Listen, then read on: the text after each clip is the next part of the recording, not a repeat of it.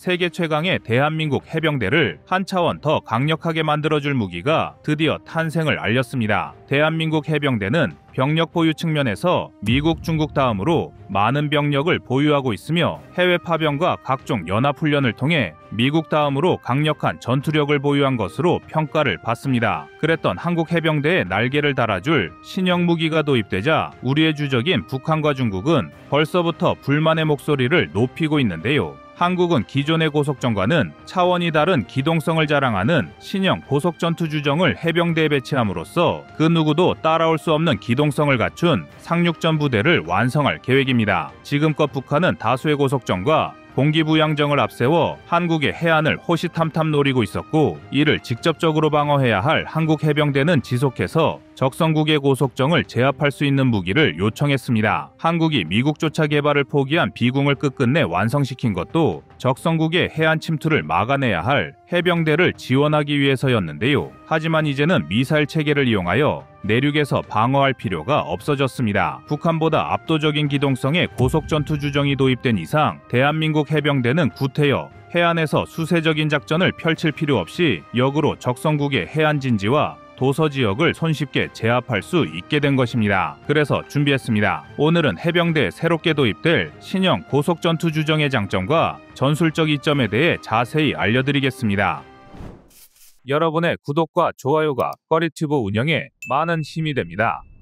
해상을 넘나들며 해안 도서 지역으로 작전을 펼치는 해병대에게 가장 중요한 것은 당연히 해상과 지상을 오갈 수 있는 수단입니다. 한국도 해병대 상륙작전을 지원하기 위해 KAAV 상륙장갑차부터 독도급 대형 수송함에 이르기까지 다양한 규모의 장비를 도입하여 운용 중에 있는데요. 하지만 그럼에도 해병대 상륙작전을 완벽하게 지원하기엔 2%가 부족했습니다. 한국은 다수의 섬과 복잡한 해안으로 이루어진 지형의 특성상 더 빠르고 신속하게 병력을 전개할 수 있는 함정이 필요했지만 대한민국 해병대는 여전히 그러한 함정을 가지고 있지 않아 아쉬움을 자아냈습니다. 특히 지난 2010년에 발생했던 연평도 포격전은 고속전투주정의 필요성을 더욱 체감하게 만드는 계기였는데요. 북한은 지속해서 NLL의 존재를 부정하면서 한국을 상대로 한 군사도발을 감행했고, 민간인 공격으로 이어졌던 참담한 사건이 연평도 포격전이었습니다. 해당 사건 이후 해병대는 북한이 언제든 서북도서를 기습하여 점령하는 등의 공세적인 도발을 감행할 수 있다는 판단을 내렸고, 유사시 도서 지역으로 증원병력을 급파할 수 있는 고속전투주정의 필요성을 더욱 절실히 느꼈는데요. 현재 대한민국 해병대가 직접 방어를 담당하는 섬은 강화도, 백령도, 대청도, 소청도, 연평도, 우도, 교동도, 성모도, 보름도, 말도 등 10곳이 넘습니다. 강화도, 교동도 등 일부 섬이 육지와 다리로 연결되어 있긴 하지만 대다수는 해상을 통해 병력과 물자를 지원할 수밖에 없는 작전 환경을 가지고 있는 데다가 백령도는 인천에서 4시간 이상, 연평도는 인천에서 2시간 이상이 소요되기 때문에 일반적인 함정만으로 해당 지역을 모두 커버하고 지원하는 것은 절대 쉬운 일이 아닙니다. 하지만 이제 더는 이러한 걱정을 하실 필요가 없게 되었습니다. 드디어 해병대 전투력을 한 차원 더 높여줄 신형 고속전투주정이 본격적인 전력화에 들어가기 때문입니다. 이번에 전력화를 준비 중인 신형 고속전투주정은 2026년에 건조가 완료되어 2027년부터 본격적인 운용에 들어갈 것으로 알려졌는데요. 해병대 소요제기 이후 2017년에 중기 소요로 전환된 이래 무려 7년 만에 들려온 반가운 소식입니다. 해병대가 도입할 신형 고속전투주정은 시속 65km의 순항 속력과 시속 80km의 최고 속력을 가졌습니다. 참수리급 고속정이 시속 65km의 최고 속력을 지니고 있고, 윤영하급 고속함이 시속 74km 수준의 최고 속력을 가졌다는 것과 비교하면 최소 5km에서 최대 15km 이상 더 빠른 기동성을 가지고 있습니다. 또한 북한의 고속정과 비교를 해봐도 64km의 최고 속도를 가진 소주급 고속정과 74km의 최고 속도를 가진 해삼급 고속정보다도 더 빠른 속도를 보여주는데요. 이렇듯 시속 80km의 최고 속도를 보유한 해병대 고속전투주정은 기동성 측면에서 한반도 연안에 투입할 수 있는 고속정 중에는 가장 우월한 기동성을 보유하고 있습니다. 이러한 기동성은 해군의 함정을 이용하여 백령도로 병력을 수송하면 4-5시간이 소요되지만 고속전투주정은 2시간 정도 만에 서북도서에 병력을 전개할 수 있기 때문에 해병대 작전 효율을 크게 증대시킬 것으로 전망됩니다. 또한 12.7mm 중기관총과 7.62mm 기관총을 통합한 원격 사격 통제체계 RCWS가 탑재되며 적의 공격으로부터 방호력을 확보하기 위해 전면과 측면에는 추가적인 방탄판을 장착했습니다. 한 번에 20명의 무장병력을 수송할 수 있는 고속전투주정이 해병대에 대규모로 도입이 된다면 신속한 증원병력 지원, 해상 침투 능력 향상 및 서북도서 방어의 핵심 자산이 될 것으로 기대를 모으고 있는데요. 백령도와 연평도 등 서북도서를 향한 해병대 지원의 중요성은 실제 교전 사례에서도 확인할 수 있습니다. 2010년에 발생한 연평도 포격전은 대한민국 해병대의 우수한 전투력을 보여준 사건이었습니다. 당시 해병대는 기습적으로 적의 선제 공격을 받은 상황에서 단 13분 만에 대응 사격을 실시하며 자주포의 우수성과 한국군의 전투력을 보여주었습니다. 적의 포탄이 낙탄되는 상황 속에서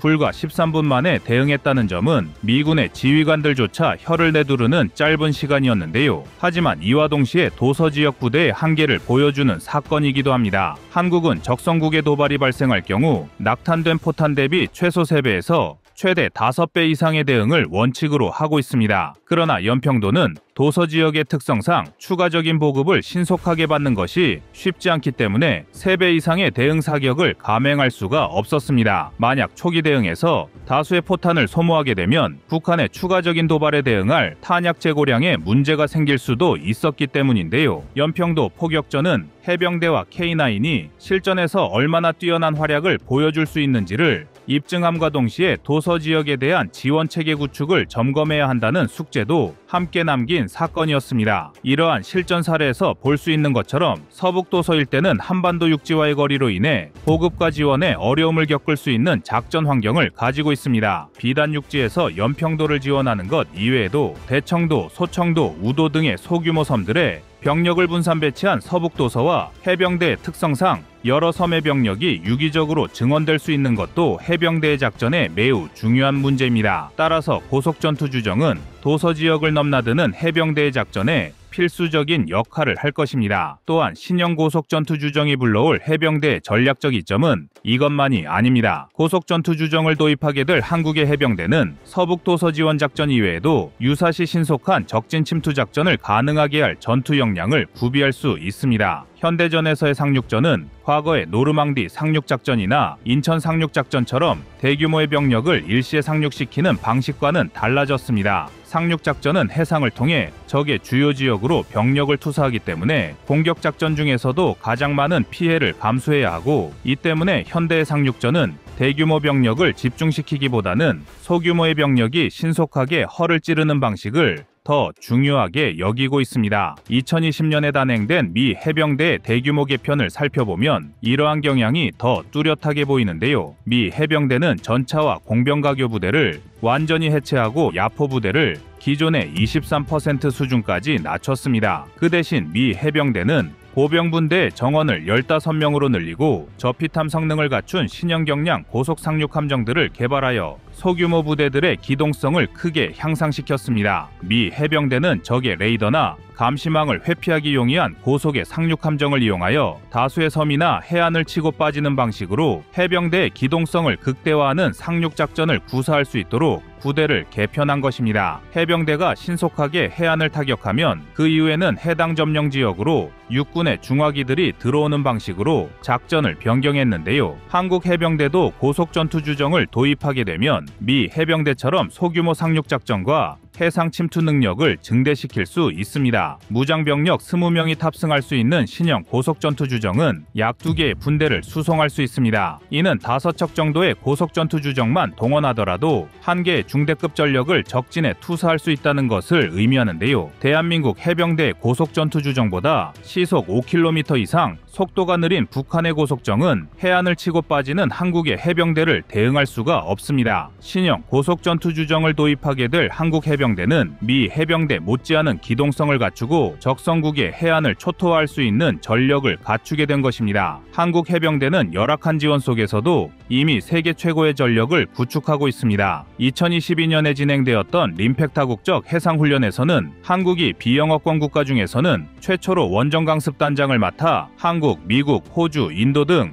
8개국의 해병대원을 총지휘하여 상륙작전을 주도하는 역량을 보여주었습니다. 만약 한국의 상륙작전 역량이 형편없었다면 미국이 사상 처음으로 비영어권 국가의 강습단장을 맡게 하는 선택을 내리지 않았을 것인데요. 심지어 일본은 자신들이 한국보다 뒤처졌다는 사실에 불만을 품고 훈련 도중 불참을 선언하기도 했습니다. 이러한 사례만 보더라도 이미 한국 해병대의 상륙작전 역량은 어느 나라와 비교해도 손색이 없을 정도의 실력을 자랑합니다. 그런 해병대에 이제는 날개를 달아줄 새로운 고속전투 주정이 도입된다면 더욱 강력한 전투력을 갖출 수 있을 것이 자명합니다. 대한민국의 해상안보를 수호하고 적진을 휘저을 새로운 해병대의 모습을 기대하겠습니다. 여러분의 구독과 좋아요가 꺼리튜브 운영에 많은 힘이 됩니다. 다음은 24년 8월 7일 상륙함 경쟁 영상입니다. 해상을 통해 지상의 중요한 전략적 거점으로 병력을 투사하는 상륙작전은 당연히 병력과 물자를 얼마나 효율적으로 작전 지역에 집중적으로 투사할 수 있는지가 매우 중요합니다. 따라서 적의 방어선을 돌파하고 교두보를 확보할 병력, 상륙장갑차, 화력자산 이전에 뛰어난 상륙함을 보유하는 것이 우선입니다. 그리고 이러한 상륙함 확보에 상당히 공을 들이는 나라가 호주와 중국입니다. 호주는 오스트레일리아 대륙의 대부분을 차지하는 나라이기 때문에 자연스럽게 지상작전보다는 바다를 넘어 병력을 투사하는 작전이 중요합니다. 이 때문에 호주는 현재 가장 상륙함 보강에 공을 들이고 있는데요. 네이블 뉴스의 보도에 따르면 호주는 최대 90톤의 장비를 탑재할 수 있는 신형 상륙함을 무려 18척이나 건조에 착수하였으며 이보다 훨씬 더 큰 상륙함도 8척이나 건조에 착수할 예정인 것으로 알려졌습니다. 또한 이외에도 호주는 다양한 신형 상륙정을 통해 최대한 많은 병력과 장비를 수송할 수 있는 전력을 구축하고 있습니다. 중국을 견제하고 미국이 주도하는 인도태평양 안보의 핵심으로 떠오른 호주답게 언제든 대규모의 병력을 상륙시킬 준비를 진행하고 있는 걸 확인할 수 있는데요. 여기에 대만 침공을 눈앞에 둔 중국은 하다하다 이제는 아프리카와의 연합훈련에도 상륙함을 투입할 정도입니다. 중국은 러시아, 벨라루스와의 합동군사훈련을 마친 이후 탄자니아와도 연달아 군사훈련을 감행하며 국제사회의 평화를 위협하고 있는데 이번 훈련에는 중국의 071형 상륙함이 아프리카에 처음 파견되기도 했습니다. 이렇듯 세계 각국은 상륙함의 전력을 보강하고 훈련 투입을 통해 자국의 상륙전 역량을 증대시키려는 군사적인 움직임을 보여주고 있는데요. 이러한 해외 각국의 움직임을 두고 한국의 상륙작전 역량에 관심을 가지시는 국민들이 많습니다. 한국은 역사적으로 인천 상륙작전을 비롯하여 한국전쟁에서 다수의 상륙작전을 통해 전세를 뒤집어 왔던 만큼 향후에도 전시 상황에서 해병대의 역할이 매우 중요합니다. 현재 한국에서 상륙작전을 위해 운용하고 있는 주력 함정은 독도급 대형 수송함 2척, 천왕봉급 상륙함 4척, 고준봉급 상륙함 4척이 있습니다. 여기에 다수의 솔계급 고속상륙정을 운용하고 있어 병력과 장비를 신속하게 상륙시킬 수 있는 전력을 구축하고 있습니다. 독도급 대형 수송함은 전차 6대를 포함하여 상륙돌격장갑차 7대와 2척의 고속상륙정 등을 수송할 수 있어 상당히 막강한 수송 능력을 자랑합니다. 여기에 공중에서 상륙작전을 지원할 수 있는 헬기 전력도 7대나 탑재할 수 있는 규모를 갖추고 있으며 현재 한국은 1번함인 독도함과 2번함인 마라도함을 운용하여 독도급 대형 수송함을 이용하면 한 번에 한 개 연대급의 병력을 작전 지역에 투입할 수 있다고 평가받습니다. 더하여 전시 상황임을 가정하면 추가적인 병력 탑승도 가능하기 때문에 연대급 이상의 병력을 투사하는 것도 불가능한 것이 아닙니다. 또한 전차 2대와 8대 상륙돌격장갑차 300명의 상륙병력 수송이 가능한 4척의 천왕봉급 상륙함이 투입되면 총 8대의 전차, 32대의 상륙돌격장갑차, 1200명의 해병대 병력을 추가로 작전 지역에 투사할 수 있으며 이 밖에도 총 700톤 규모의 전차와 장갑차 수송이 가능한 고준봉급 상륙함도 4척이나 운용하고 있습니다. 이 정도의 상륙함 전력은 세계 최강의 미국을 제외하면 사실상 한국을 따라올 수 있는 국가가 없는 수준이며 상대적으로 한국보다 많은 해군 육전대를 보유한 중국에서도 보유한 상륙함의 총 수량만 많을 뿐 실질적으로 한 척의 상륙함이 수송할 수 있는 수송 능력에서는 한국이 절대로 밀리지 않는 차이를 보여주고 있습니다. 신형 상륙함을 도입하고 있는 호주와 비교해도 주력 전차는 한 대만 수송이 가능한 호주와 비교하면 한국은 독도급, 천왕봉급, 고준봉급 중에서 가장 체급이 낮은 고준봉급 상륙함만으로도 이를 압도하는 수송 능력을 보여줄 수 있습니다. 약 18만 명의 병력을 보유하여 사실상 한 나라의 주력 육군보다도 더 큰 규모를 자랑하는 미 해병대를 제외하면 한국보다 더 나은 상륙작전 역량을 갖춘 나라는 없다고 봐도 무방할 정도인데요. 더 놀라운 것은 가장 큰 수송함인 독도함의 성능 개량까지 준비 중이란 사실입니다. 한국은 2027년까지 총 1,800억 원 이상의 예산을 투입하여 항해 레이더와 대공 레이더, 적외선 탐지 추적 장비, 어뢰음향 대항 체계 등의 장비를 신형으로 교체하는 작업을 진행 중입니다. 해당 성능 개량이 완료되면 적의 공격이나 위협으로부터 표적 탐지 및 전투 능력을 향상할 수 있으며 적의 공격 위협을 받게 되더라도 생존성이 증대되어 수송함에 탑승한 병력과 장비가 더욱 안전하게 작전 지역으로 상륙할 수 있게 됩니다. 그런데 일각에선 한국의 상륙전 수송 능력을 터무니없이 과소평가하거나 아예 상륙작전의 필요성에 대해 간과하는 일부 시선도 존재합니다. 하지만 그 속을 자세히 들여다보면 절대로 그렇지 않습니다. 먼저 한국의 수송 능력이 미국과 같은 대규모의 해병대를 운용하는 국가보다는 부족한 점이 있는 것도 일부분 사실입니다. 그러나 이러한 부분은 어디까지나 전 세계를 대상으로 작전을 수행하는 미국 같은 나라와 비교했기 때문에 발생하는 문제에 가깝습니다. 한국은 두 척의 독도급 대형 수송함만으로도 한 개 연대급의 병력을 작전 지역에 투입할 수 있습니다. 한국 전쟁 당시 해병대 주요 전공을 살펴보면 통영 상륙 작전에서 약 300여 명의 병력이 투입되었고 서해오도를 비롯한 전략도서 확보 작전에서 중대급 병력이 동서해안의 섬들을 점령했다는 점에 착안할 때 사단급 병력을 통으로 투입하지 않는 이상 한반도를 중심으로 한 상륙 작전에서는 그다지 큰 문제가 되지 않는 부분입니다. 또한 한국의 해병대는 육해, 공군과 달리 다른 한국군과의 협력보다는 한미 해병대 간의 연합작전을 특히 중요하게 계획하고 있습니다. 따라서 전면전 상황이 발생하게 되면 필요에 따라서는 한미 해병대가 동시에 상륙작전을 수행하기 때문에 독도급 대형 수송함을 비롯하여 한국 상륙함의 수송 능력을 과도하게 문제 삼는 것은 어폐가 있습니다. 또 다른 시각으로는 상륙작전의 필요성을 간과하는 문제가 있는데요. 이러한 시각이 제기된 것은 미 해병대의 편제가 개편되면서 발생한 오해입니다. 2020년대에 들어 미 해병대는 전차 부대를 해체하고 보유한 전차를 육군으로 이관하였습니다. 또한 공병가교 부대를 해체하거나 장갑차, 야포 등을 감축하는 등 상당히 경량화 작업을 진행하면서 동시에 군대 편성도 지정사수소총과 군대 지원화기까지 Mi-17 IAR로 통일하여 철저하게 소총수 위주의 편제를 갖추기까지 했는데요. 이를 두고 일각에서는 미국이 그들의 해병대를 영국 해병대처럼 소규모의 특수부대처럼 개편하는 것으로 오해를 하면서 더 이상 상륙작전이 중요하지 않아졌다는 잘못된 인식을 가지고 온 것입니다. 물론 상륙작전은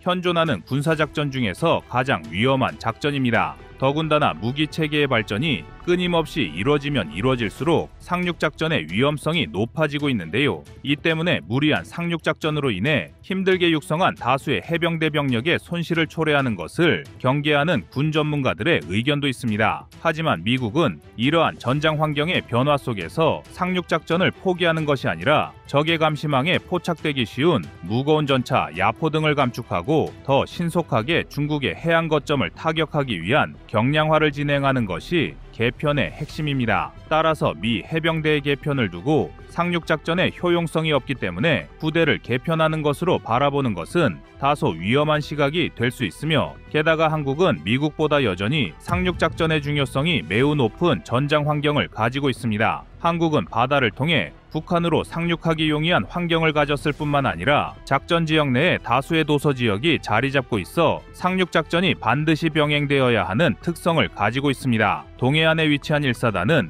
유사시 원산을 비롯하여 북한의 주요 항만 도시를 점령해야 할 뿐만 아니라 일본과의 군사 분쟁이 발생하면 독도 방어의 책임까지 가지고 있습니다. 2사단은 평양의 서측방인 남포 같은 도시로의 상륙 작전은 물론 청천강 등 서해안을 거쳐 북한의 주요 하천까지 거슬러 올라가는 군사작전이 가능한데요. 서해안을 통한 거점 확보 이후 대동강, 청천강 등 북한의 하천 일대로 상륙 후 남하하는 중공군을 견제하기 위한 역할을 수행할 수 있기 때문에 여전히 상륙작전의 전략적 효과는 매우 크다고 할 수 있습니다. 또한 백령도와 연평도 위치한 해병전력은 유사시 북한의 해상로를 견제하거나 북한 지역으로의 상륙을 감행할 수 있는 전략적 요충지에 배치된 전력입니다. 한국 전쟁의 전사를 살펴보면 백령도, 연평도와 위치 차이는 크지만 도서 지역 상륙의 전략적 중요성을 상기시키는 작전이 하나 있는데요. 해병대의 7대 전투 중 하나인 양도작전은 해병대가 상륙작전을 통해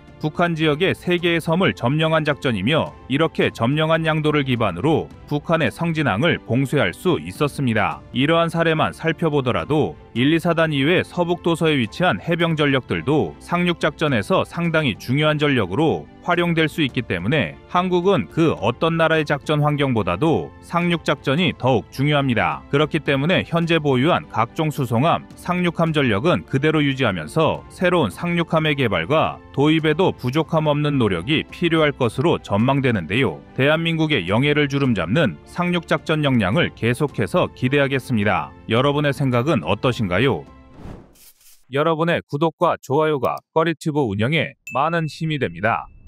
다음은 24년 7월 22일 중국 상륙장갑차 영상입니다. 해외 군사 전문 매체인 글로벌 디펜스 뉴스는 2024년 7월 15일에 중국이 GBD-05와 GTD-05를 도입하여 상륙작전 역량을 강화하고 있다는 보도를 내놓았습니다. 해당 기사에 따르면 중국은 상륙장갑차 역할을 수행하는 GBD-05와 상륙전차 역할을 수행하는 GTD-05를 추가로 도입하면서 대규모 군사훈련을 통해 주변 국가들을 상대로 상륙작전 역량을 강화하고 있는 상황입니다. 중국은 한국의 해병대와 유사한 작전 개념을 가진 해군 육전대를 운용하고 있는데요. 단연간 전 세계 해병대 중에서 가장 많은 규모 확장과 현대화에 공을 들이고 있는 나라가 바로 중국입니다. 그리고 중국의 이러한 행보는 한국의 안보에 많은 영향을 미치고 있습니다. 한국은 세계 최강의 미국 다음으로 강력한 해병대 전력을 구축한 나라입니다. 약 3만 명에 육박하는 병력과 명품, K9 자주포를 비롯하여 전차, 상륙장갑차 등을 다수 보유하고 있기 때문에 대한민국은 유수의 군사강국보다 더 강력한 해병대 전력을 갖추고 있었습니다. 하지만 이러한 대한민국 해병대에 태클을 거는 존재가 중국인데요. 중국은 해군 육전대의 병력을 10만 이상으로 늘리겠다며 한국보다 훨씬 더 강력한 상륙 전력을 보유하고 있다는 선전에 열을 올리고 있습니다. 해외 군사 매체들도 중국의 이러한 행보를 두고 많은 우려의 기사를 내놓고 있는데요. 하지만 걱정하실 필요 없습니다. 중국이 보강하는 상륙장갑차와 육전대 전력은 빛 좋은 개살구에 불과하기 때문입니다. 중국이 주력으로 보충하고 있는 GBD-05 상륙장갑차는 조종수를 포함한 운용인원 3명과 8명의 병력이 탑승할 수 있는 장갑차입니다. 하지만 한국의 KAAV와 KAAV2는 운용인원 3명을 제외하고도 20명 이상의 병력을 탑승시킬 수 있습니다. 즉, 한 대 장갑차를 기준으로 무려 2~3배에 달하는 수송 능력 차이를 보여주고 있는 것입니다. 상륙작전에서 가장 중요한 요소 중 하나는 동일한 조건에서 얼마나 더 많은 병력과 장비를 상륙 지점까지 전개할 수 있는지에 대한 여부입니다. 상륙함에 장비와 인원을 탑승시킬 수 있는 중량은 당연히 한계가 있고 그렇기 때문에 수송과 전개 능력이 작전의 성패를 가른다고 해도 과언이 아닙니다. 그런데 중국은 한국보다 3배가 넘는 해병대 병력을 보유한다고 큰 소리를 치고 있지만 정작 장갑차의 병력 수송 능력은 한국의 절반에도 못 미치는 아이러니한 능력을 보여주고 있는 것인데요. 심지어 중국의 GBD-05와 한국의 KAAV 시리즈는 모두 약 26톤의 중량을 가지고 있어 상륙함의 탑재 중량에 차지하는 비중도 그다지 차이가 없는 것을 확인할 수 있습니다. 다시 말해 중국의 상륙장갑차는 한국보다 병력의 수송 능력은 현저히 떨어지면서 상륙함의 무게는 동일하게 차지하는 어처구니 없는 전력을 자랑하는 것이 중국의 상륙장갑차이며 동일한 병력을 상륙시키기 위해서는 한국보다 2배 이상 더 많은 상륙장갑차가 필요한 수준에 머물러 있는 것입니다. 게다가 중국의 GBD-5 상륙장갑차와 GTD-5 상륙전차는 모두 지상에서 시속 65km 정도의 최고 속도를 보유하고 있습니다. 하지만 한국은 KAAV2를 통해 지상에서 시속 100km의 상륙장갑차를 만들어냈습니다. KAAV2는 궤도형 장갑차임에도 불구하고 차륜형 장갑체 버금가는 최고 속도를 가진 가히 괴물장갑차라고 불러도 손색 없는 기동성을 가지고 있는데요. 상륙작전에서 가장 피해가 많이 발생하는 지점은 별다른 은원폐물이 없는 해안가에서의 첫 상륙 지점입니다. 탁 트인 해안가는 아군의 병력과 장비를 보호해줄 수 있는 은원폐물이 없기 때문에 적의 공격에 그만큼 많이 노출될 수밖에 없으며, 이 때문에 상륙작전간에는 빠른 기동성을 갖추고 있어야만 적의 공격을 회피하고 안전한 교두보를 확보할 수 있습니다. 따라서 장비의 기동성이 뒤떨어진다는 것은 그만큼 상륙 이후 적의 공격에 표적이 될 확률이 높아지는 것을 의미하며, 한국보다 느린 상륙장갑차를 보유한 중국은 그만큼 상륙작전의 성공 확률이 뒤떨어지는 역량을 보유한 것입니다. 그런데 GBD-5를 기반으로 한 GTD-5는 더더욱 한심한 성능을 자랑합니다. GTD-5는 상륙장갑차인 GBD-5 외 105mm 주포를 탑재하여 화력을 보강한 상륙전차입니다. 중국은 GTD-5를 두고 해상에서 기동 중에 강력한 화력을 투사할 수 있다며 세계 최강의 수륙양용 전투 차량이라는 극찬을 아끼지 않고 있는데요. 하지만 상륙작전의 특성을 조금이라도 알고 있는 군 전문가들은 GTD-5가 최강이라는 중국 주장에 헛웃음을 날릴 수밖에 없습니다. 우선 해상에서 기동 중에는 사격의 명중률이 현저히 떨어진다는 치명적인 단점을 가지고 있습니다. 모든 수륙양용 장비는 수상 이동 과정에서 거친 해상 조건과 파도로 인하여 안정성이 떨어질 수 있는 위험성을 내포하고 있습니다. 그리고 GTD-5가 제 아무리 강력한 주포를 탑재했다고 하더라도 파도로 인해 안정적인 사격이 불가능한 조건에서는 상륙하는 병력에 대한 원활한 화력 지원에 제한사항이 많을 수밖에 없습니다. 게다가 정작 해안가에 상륙한 이후에는 적의 주력 전차보다 한참 떨어지는 화력과 방호력이 중국의 발목을 잡게 됩니다. 대부분의 현대 주력 전차들은 120mm 주포를 탑재하고 있어 105mm 주포를 탑재한 GTD-5가 상대할 수 없는 화력을 가지고 있는 데다가 수륙양용을 위해 가볍게 만들어진 전차의 차체는 적의 해안포, 대전차 무기에 취약한 방호력을 갖추고 있습니다. 그야말로 상륙작전을 위한 화력 지원과 전차로서의 교전 능력을 모두 놓친 계륵 같은 존재라 할 수 있는데요. 반면 대한민국은 120mm 박격포를 활용하여 상륙하는 병력에 대한 화력 지원을 준비하고 있습니다. 박격포는 포탄의 궤적의 특성상 일반적인 곡사포보다도 더 큰 탄착각을 가지고 있습니다. 이로 인해 한국의 120mm 박격포는 진지, 참호 등의 엄폐한 적을 손쉽게 제압할 수 있는 장점을 가지고 있으며, 직사화기인 GTD-5의 105mm 주포보다 해안 진지를 파괴하는 데 적합한 화기입니다. 한국은 소형 전술 차량에 120mm 박격포를 설치한 무기를 본격적으로 생산하고 있으며, 빠른 기동성을 앞세워 해안의 적 진지를 타격하는 임무는 신형 120mm 박격포가 맡고, 적의 주요 방어선을 돌파하는 것은 주력 전차가 담당하는 것으로 각 무기의 특성을 정확하게 이해하고 임무를 분담하고 있어 작전의 효율성이 한층 더 증대된 모습을 볼 수 있습니다.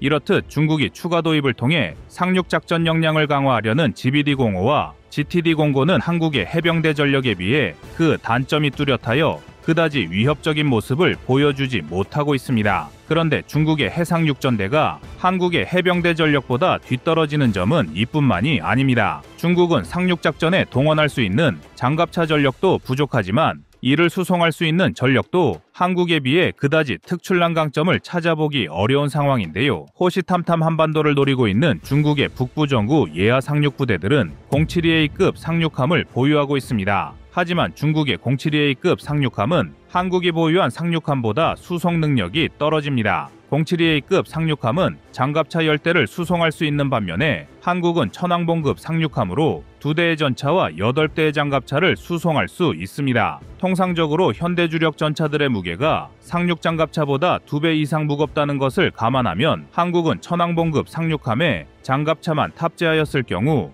12척 이상의 장갑차 수송이 가능하여 중국보다 더 많은 수송 능력을 자랑합니다. 그리고 만약 중국이 이보다 더 큰 071급 상륙함을 북부전구 예하의 상륙부대들에게 지원한다고 하더라도 역시 한국보다는 그 능력이 부족한데요. 한국은 독도급 수송함을 가지고 있어 071급 상륙함보다 더 많은 장비를 수송할 수 있습니다. 특히 071급 상륙함은 4대의 헬기를 수송할 수 있지만 한국의 독도급 수송함은 7대 이상의 헬기를 수송할 수 있습니다. 상륙작전에서 다량의 전차와 장갑차를 수송하여 해안계 상륙하는 것도 중요하지만 그에 못지않게 중요한 자원이 헬기입니다. 헬기 전력은 상륙작전 과정에서 상륙하는 병력에 대한 화력 지원이 가능하며 적의 해안방어선을 우회하거나 방어가 취약한 지점에 기습적으로 병력을 투입할 수 있다는 전략적 장점을 가지고 있어 상륙장갑차보다 그 중요성이 절대 뒤떨어지지 않습니다. 그런데 중국의 해군 육전대는 장갑차 자체의 성능과 수송 능력도 부족한 데다가 이를 지원해 줄 수 있는 헬기마저도 수송할 수 있는 능력이 현저히 떨어지기 때문에 한국의 해병대 전력보다 명백히 열세에 놓여 있는 것입니다. 이처럼 장비의 성능이 뒤떨어진다면 이를 보완할 수 있는 대원들의 전투력이 중요하지만 중국은 이마저도 타국보다 허접한 수준을 입증했는데요. 대표적인 사례가 바로 다국적 해상훈련인 림팩입니다. 중국은 과거 림팩 훈련에 공식적으로 참가할 당시 다른 훈련 참가국에 비해 훈련 숙달이 미흡한 모습이 다수 식별되었습니다. 훈련 과정에서 중국은 해상에서의 기동 과정에서 목표 지점까지 도달하는 시간이 지연된다거나 상륙 후의 전술적 움직임에서 우왕좌왕하며 혼란스러운 모습을 여러 차례 노출하였습니다. 신속한 상륙과 교두보 확보가 중요한 상륙작전에서 목표 지점에 도달하는 시간이 지연되었다는 것은 말 그대로 작전의 실패와 대규모 병력 손실을 자초할 수 있는 중요한 문제입니다. 반면 우리 대한민국은 림팩에서 KAAV를 투입하여 미 해병대의 MV-22 오스프리와 합동작전을 수행하거나 한국 지휘관이 다국적 연합군의 상륙작전 전체를 지휘하여 극찬받는 등 국제훈련에서 그 실력을 공식적으로 입증하였습니다. 결론적으로 중국은 한국 해병대보다 머릿수만 많을 뿐이지 실속은 전혀 없는 전력을 두고 있는데요. 중국은 지정학적 특성상 한국, 대만, 미국 등의 자유진영과 군사 충돌을 감행하기 위해서는 해군 공군 전력이 중요한 상황입니다. 하지만 해상을 건너 한국 등의 지역에 병력과 장비를 상륙시키지 못한다면 애써 육성한 해군 공군 전력도 의미를 상실합니다. 그래서 중국은 지속적으로 해군 육전대에 장비를 도입하면서 역으로 한국의 해병대 전력을 비하하기 위한 노력을 끊임없이 진행하는 중인데요. 하지만 중공군을 상징하는 인해전술이라는 단어에서 알 수 있는 것처럼 중국은 그저 물량과 병력의 머릿수만을 믿고 있을 뿐 정작 군에서 가장 기본이 되어야 할 무기의 성능과 병력의 전투력 숙달에서는 한국을 전혀 따라오지 못하는 모습만 드러내기 바쁩니다. 심지어 한국은 각종 무인무기 개발로 터득한 기술을 해병대 상륙장갑차 에도 적용할 계획을 가지고 있는데요. 군사작전 중 가장 많은 피해를 감수해야 하는 상륙작전에서 유무인 복합체계를 구축한다면 한국군은 병력의 피해를 최소화한 상태로 상륙작전을 진행할 수 있습니다. 무인 차량을 통해 추가 탄약 보급이나 부상자 수송, 원격 사격 통제 장치를 활용한 화력 지원 등을 통해 우리 대한민국은 중국보다 더 강력한 해병 전력을 구축할 것으로 기대를 모으고 있습니다. 이상 꺼리튜브였습니다.